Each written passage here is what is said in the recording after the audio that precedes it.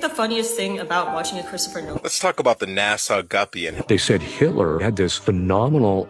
It's incredible how Erica Kirk's brother.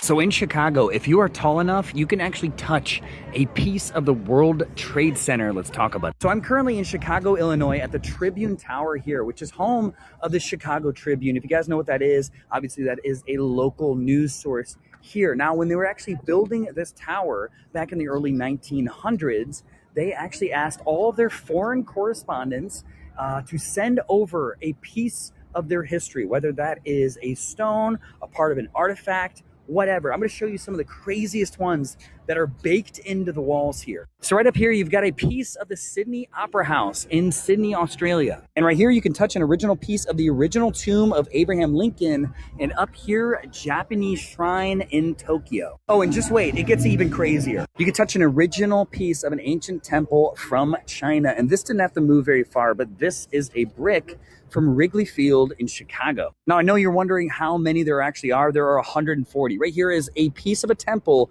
from the Forbidden City, piece of the Arc de Triomphe. You've got a roof tile from Roman ruins. Right here, you have a piece of the White House from the reconstruction in 1950.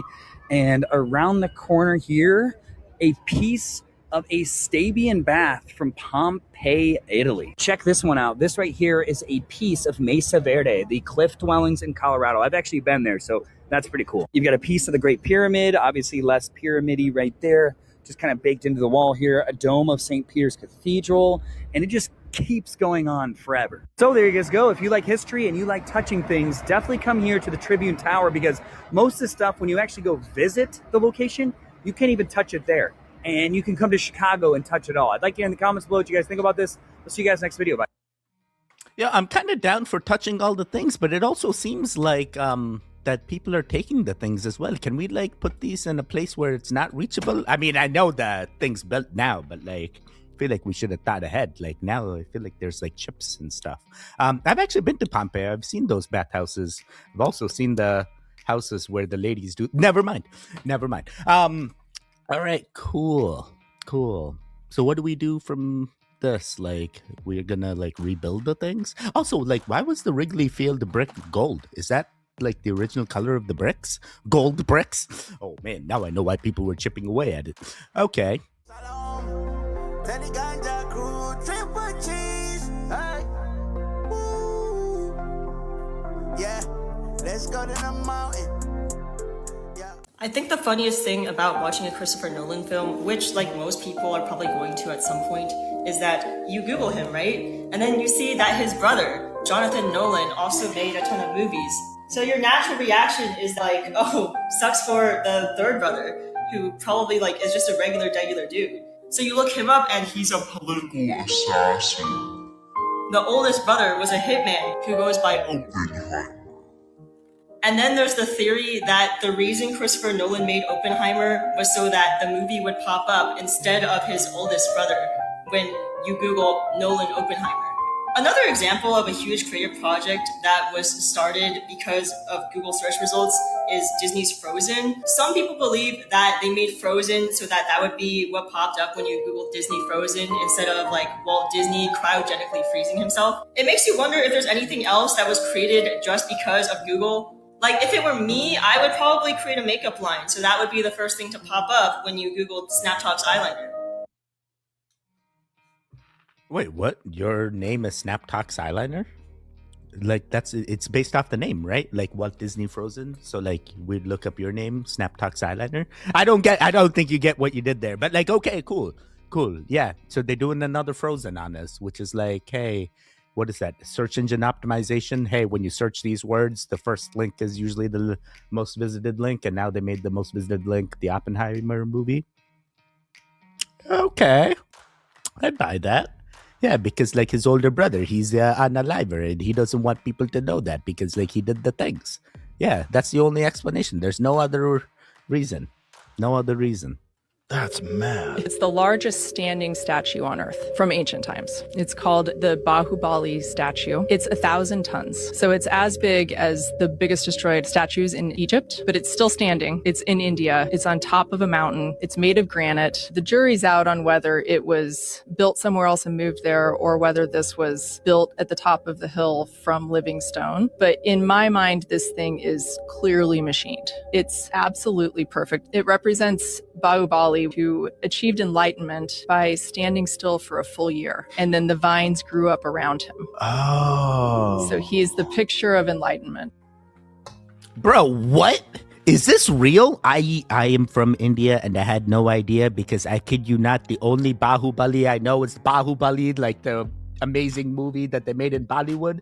And now I'm like, why don't I know about this? Bahubali. Yeah, no, I sound crazy now. Oh my God, they did the Frozen thing on this thing. They must have. Bro. Oh my God, how do I share this? Why am I called? I'm so excited. Okay. Look, I looked up the statue, right? Bahubali. Look, the first thing that comes up is the movie. They literally did the thing. They don't want you to know about the statue. Oh my God. Oh, wait. Yeah, that's got to be the only reason. What else? Wait, does this movie have anything to do with the statue? Let's see.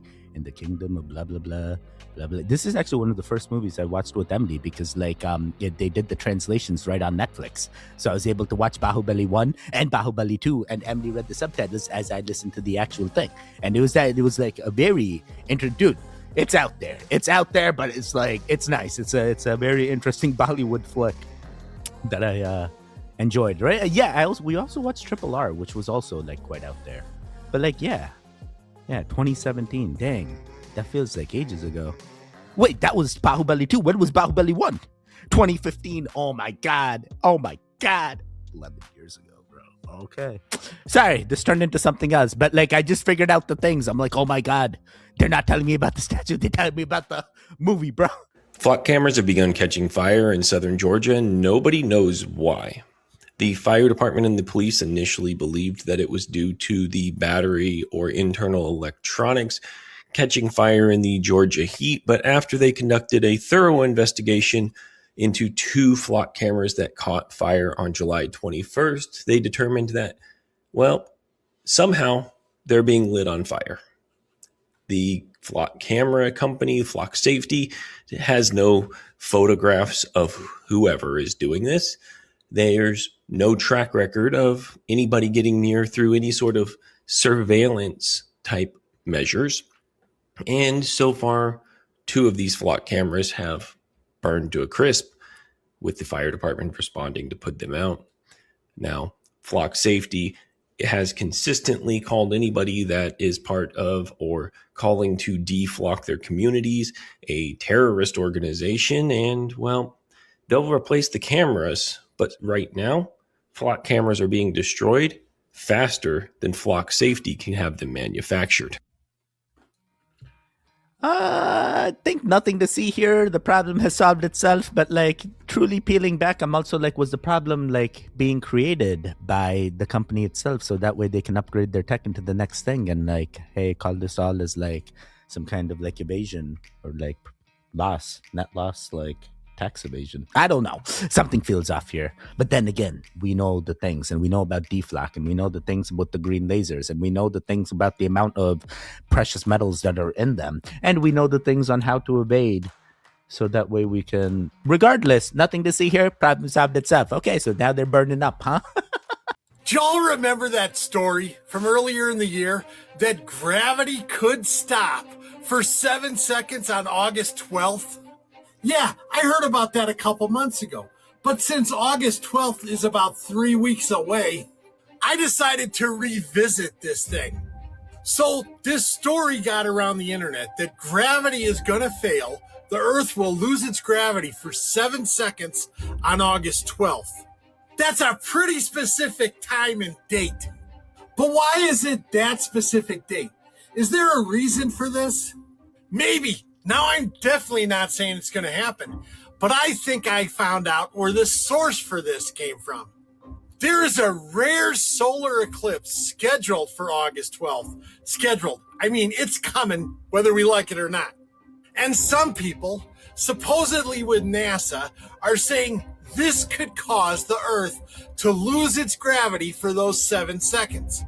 Now, nobody with NASA has officially come out and said that this story is true. I mean, the solar eclipse is true, but that Earth could lose gravity during it. I mean, that's a pretty drastic step from a solar eclipse to everybody just floating off for 7 seconds. No, like I said earlier, that's less than 3 weeks away now.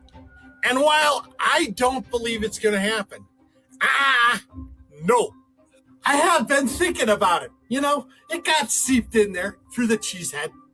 But I want to know your opinion. Do you think it's possible? Do you think that this is true? Do you think that was a sliver of information that seeped out from the powers to be? Or do you think somebody's just taking a big leap? Let me know in the comment section. Shabadoo Booshkies, Shabadoo.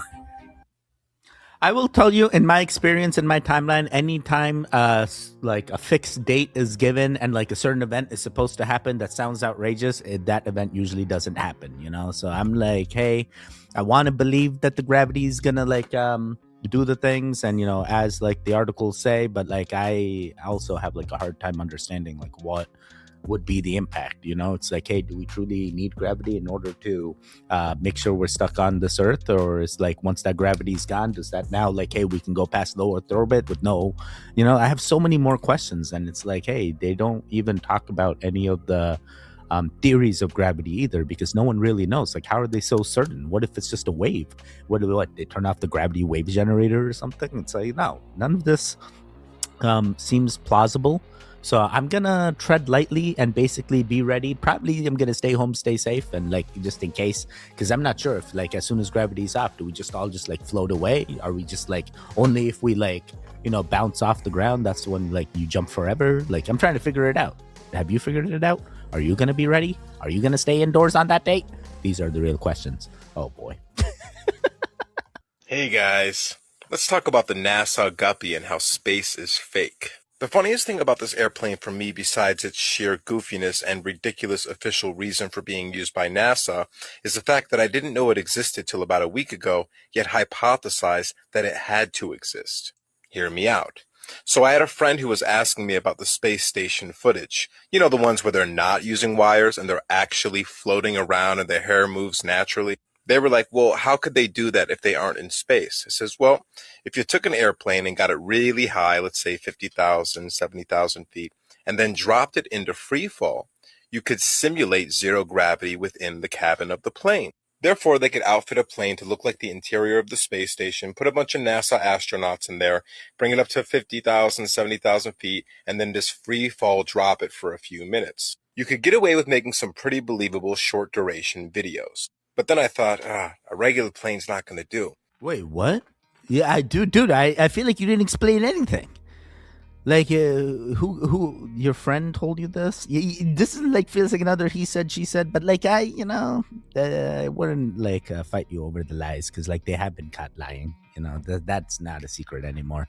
They literally tried to say like was a picture from space when it was like a picture from underwater with the astronaut like flipped and like a filter added, and they're like, oh yeah, this is a space picture. Cool. I had an experience once with my husband. It's like a not remote viewing. I was with him. I decided I'm going to try this. Okay. I didn't. Yeah, of course I didn't tell you. But he was in Joshua Tree. I knew he was in Joshua Tree with friends where they were camping, sleeping out under the stars, and taking mushrooms. And I was home, and I take a bath every night. I like being in the water, and it's calming and all of that. And I thought, ooh, this is a good place. Just focus all your attention on being with Michelle. Just be with Michelle. Really focused my attention and started, oh, okay. I'm with Michelle. I am with Michelle. I'm with Michelle. But am I forcing it? Because I know he's at Joshua Tree, so don't impose. I'm with him. Oh.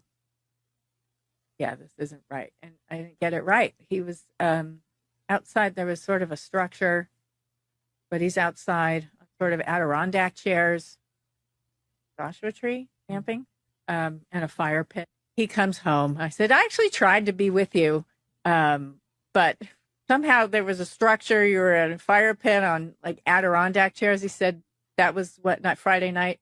We went to a restaurant. Stop it. And we were sitting outside on Adirondack chairs at a fire pit smoking cigars. Wow. We didn't camp. We didn't camp. Fully. That was one night we treated ourselves. Okay, so I did do it. All right, good to know.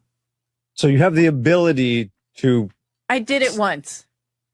Yeah, but like I could be in my bedroom tonight and you might be in my bedroom with me. But I won't be. I promise you. I don't believe you. I promise. You like me too much. I do. I'm in awe of you.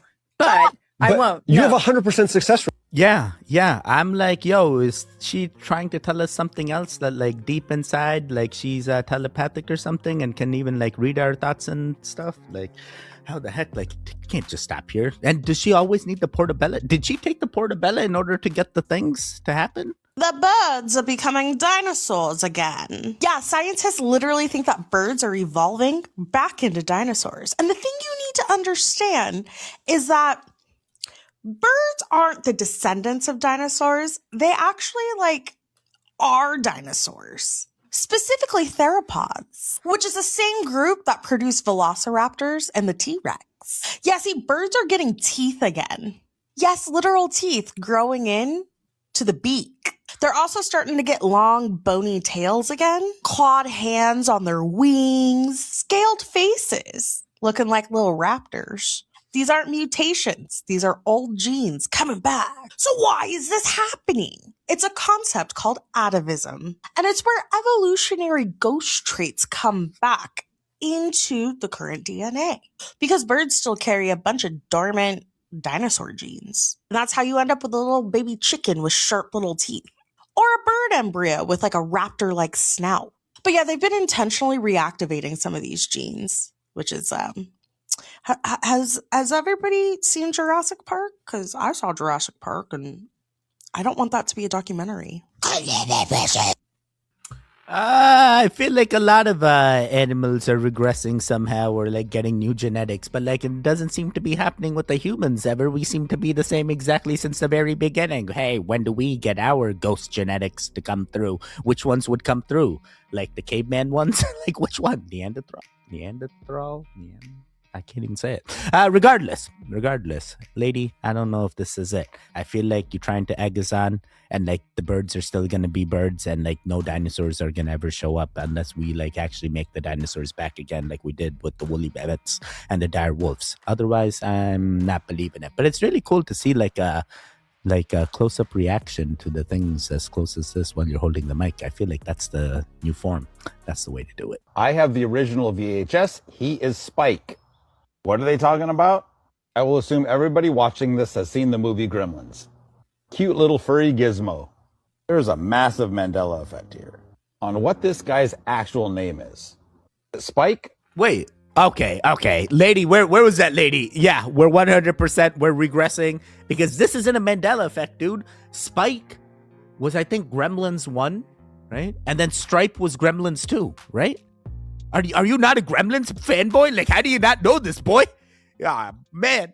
In 2012, they did a LiDAR survey in Cambodia. What they discovered in Cambodia completely shocked the world. Angkor Wat in this photo is right in the middle of that giant moat. Huge mound fields all around Angkor Wat inside this moat and outside of Angkor Wat. And then if you go south of it, you can see these giant spiral embankments. Those are from one side to the other, they're a mile long. These are the geometric features at Angkor Wat. And these are hidden from the naked eye? Yes, they're under the jungle canopy. Nobody knew that these were there until 2012 when the LiDAR results came out. Holy shit. There are mound fields. This particular mound field is a mile long. It's a 10 by 10 mound field, and these mounds are enormous. They're like 30 feet across, and there's no explanation at all for what these are. And they didn't even know they existed. They didn't even know they existed. So this is Angkor Wat from the air. That western beret where you see, that's a man-made, it's the largest hand-cut reservoir on Earth. It's 8 kilometers long and 2 kilometers wide.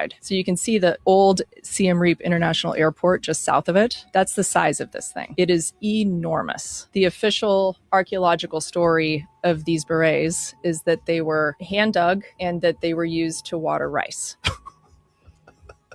There's one on the left side, that's the Western Beret. There's an equally large one on the east side. So there are two of them that are 8 kilometers long on each side, 2 kilometers wide. Just an enormous volume of dirt would have had to have been removed to create these. And there's no discussion at all about what they were for, how they were made. They're just attributed to different kings based on inscriptions found in the corners of these sites. If you want to talk about mysteries, in my humble opinion, Cambodia is one of the most mysterious places on Earth. How old do they think this reservoir is? 900 AD.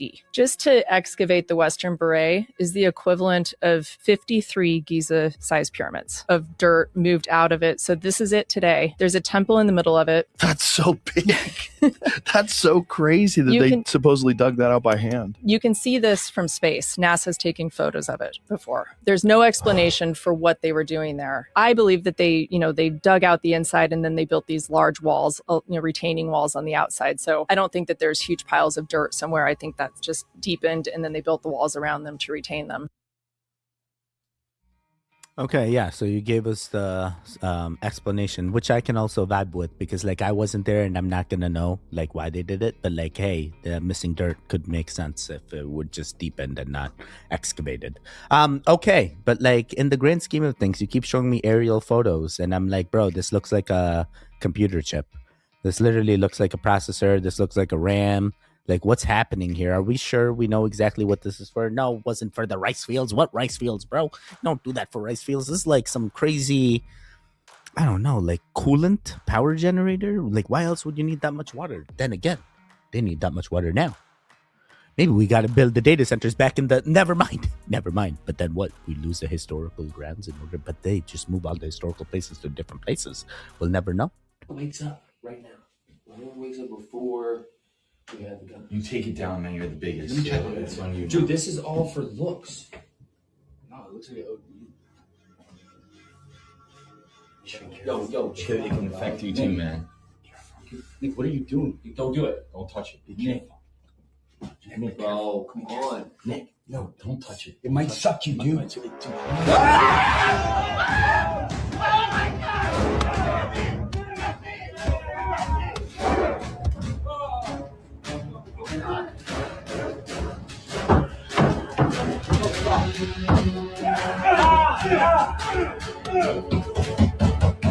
still alive.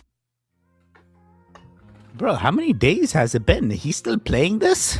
He's still doing these things? Is he paying each one of these actors? Like, at first I'm like, are these like podcast pros or something? And now I'm convinced like this is all part of a skit and he's like paying these guys to do this. Creepy Real Videos That Keep Me Up at Night Part 1. Andrew Clifton took a video as he played Frisbee with his dog Dash on the Malvern Hills in England and caught a possible UFO zooming through the sky. Here's the video at original speed. Take a look in the upper right corner. And here's the footage slowed down. Here we got a zoom. What is that? Follow for more Creepy Real videos. Bro, is it one of those like flying fishes or something? Like, I don't know, or like a flying sword? It really looked like a sword or something. It's like someone just launched a projectile at the same time. Because there are things that help like get information over the things that they pass by, and they can be as small as a soda can that I have heard about. But like regardless, when I first saw this, I thought they were saying that the Frisbee was the UAP, but I'm so glad it was actually a real video. I was like, oh my God, come on, man. That's the Frisbee he threw at the dog. Okay, but this definitely is not the Frisbee. This is something strange. Cool.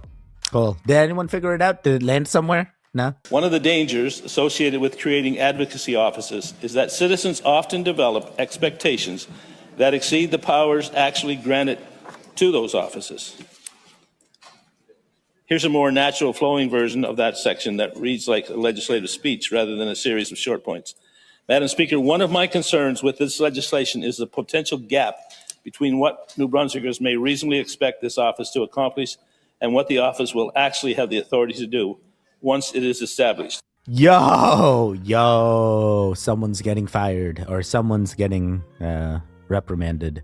Did he write his own speech? So he uses AI to write his speeches? I mean, like, come on. He literally read the prompt word for word. There is methodical trauma-based mind control that's happening right now on the planet that triggers survival brain states by pitting people against each other. It's called us versus them. When the brain goes into a us versus them, in-group, out-group thought process, it triggers latent three-dimensional binary thinking program. These trauma states basically disable higher levels of nuance and thinking and put the body into an emotionally reactive state. This is the perfect conditions for astral beings to... Wait, astral beings to harvest energy? No, no. Oh my God. You know, and I know, hey, I may not agree with his version of it, but listen to me here. I'll do the spiraling, you do the listening. What the fuck is we doing to the planet, man? It's something going on every other fucking weekend now. Like, where is Captain Planet? He's our hero. He'll take that bullshit down to zero. Where's the heart?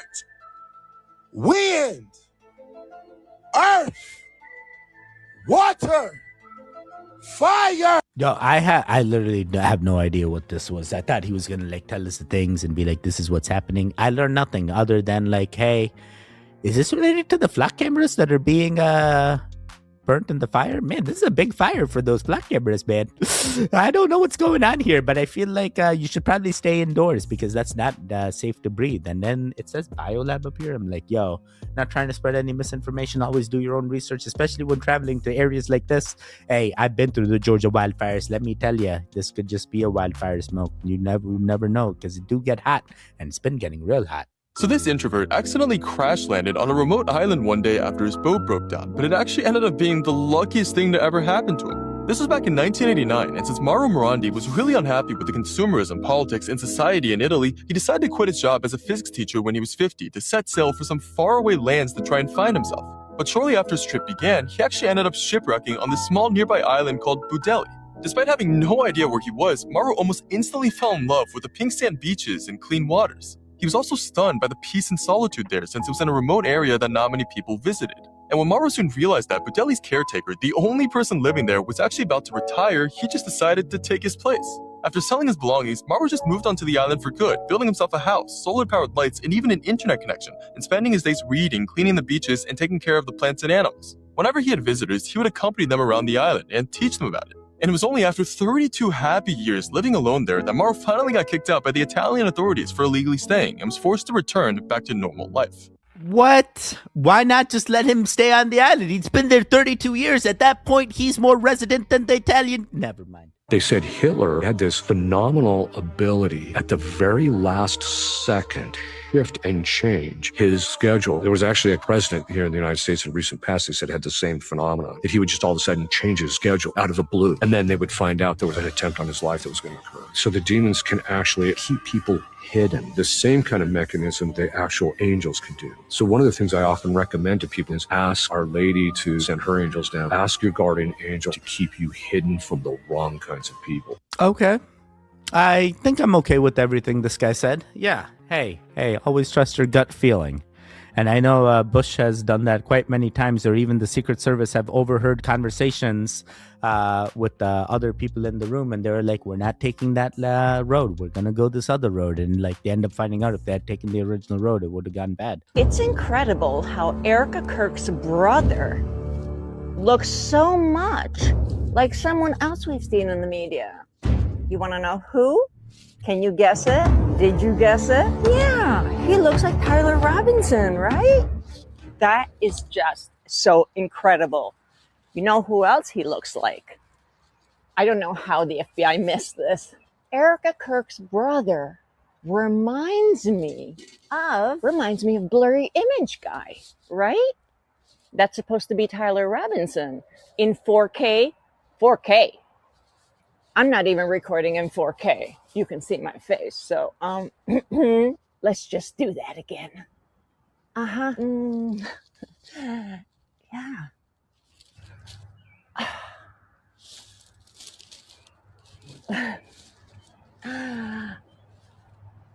Oh. I don't have to say anything, right? Y'all figured that out? Okay. Ta-da. Ta-da. Ta-da.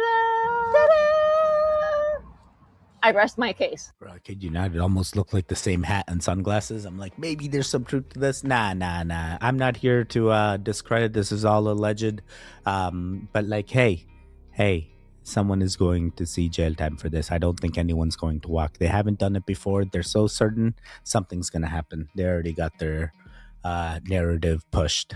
Are bakeries now taking shortcuts? And why do I say that? Because a woman walked into a bakery and she was looking for some cakes, some snacks, or something to bring to an event. She checked out that they had some carrot cake, some tiramisu, and some good stuff on the shelf. Wandered around the counter to look for sales help and noticed this. Take a look at this video for yourself. Okay, they have tiramisu, they have carrot cake, they have pastries, and then I look over here. What? I'm not supposed to see that. So basically, in a nutshell, you just saw what she just showed you.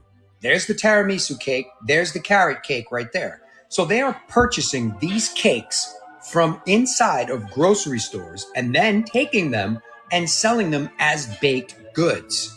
I mean, technically at this point, it should be illegal. How are you going to set the cakes outside and not tell people they're not freshly baked? They were pulled out of a box. Some of them are even frozen and reheated up and then placed in the display case. There is the tiramisu cake right there on the shelf. And there is that carrot cake that they also displayed in there. And if you recall, just a couple of days ago, I did the video of the girl eating the croissants. When she turned around and realized that they were delivered from Costco, and she paid $12 for a Costco croissant that allegedly was baked in that bakery. So I guess my question to you is, what is with all of these shortcuts? And should there be disclaimers, especially if it's not fresh baked from the bakery? Let me know your thoughts on this in the comments. And as always, I'd love to hear from you. Oh my God, these people never go outside. All right. This isn't anything crazy, dude. There's no conspiracy behind this. This is like the industry's most well-kept secret. Listen, they don't have people baking every day. They bake one day, they go freeze the things, and then they thaw the things out on the days that it's freshly made.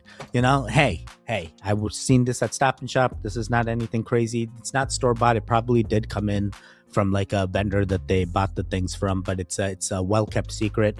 The baked goods are frozen. They thaw them out the day they're gonna use it, and that's, the freshly made. Yeah, it was freshly made, and then it was frozen.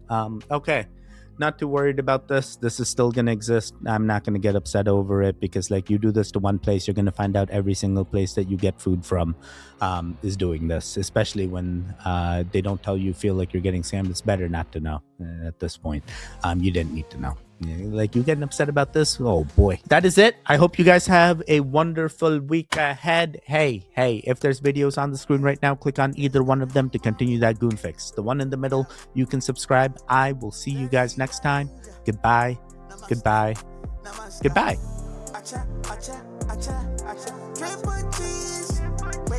Wake up.